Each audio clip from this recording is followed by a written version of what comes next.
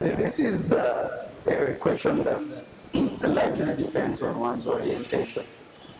And I believe one's religious orientation has a very big say in what you do with your first salary. For example, as a Muslim, and this would be my advice to probably the Muslims, even others, whoever professes, whoever believes in religion, believe in whatever religion. I think we need to appreciate that the first time you get a salary, it's not all about the salary. It's all about you having got an opportunity at least to earn some money in the right way. Okay, so that makes you a different person. You are not like any other of your colleagues probably who have either some businesses that they are conducting somewhere and they earn money at the end of it. And so some of the earnings may not actually be legal.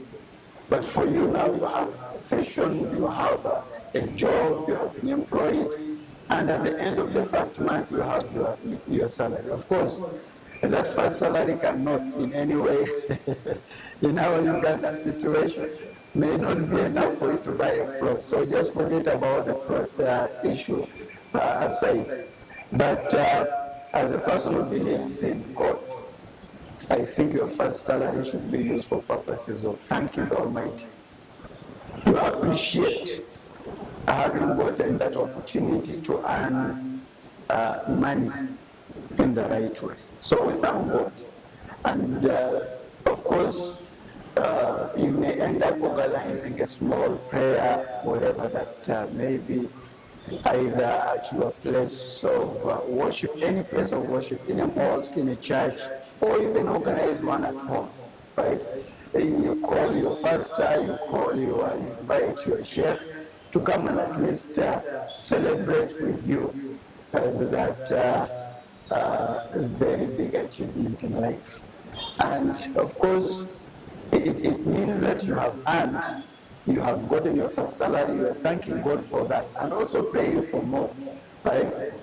Praying for sustainability of the job that you have, praying that you're asking God for good health, you are asking God for energy, you are asking God for protection, all of that, in my own view, I believe should be the areas where you spend your first salary. And the rest come later. If you have to think about doing a master's, if you're talking about preparing to start saving for having a companion in life, a wife, or sort of that, you start after that. I remember a story shared by one of my uncles. He's now dead. That was in 2003.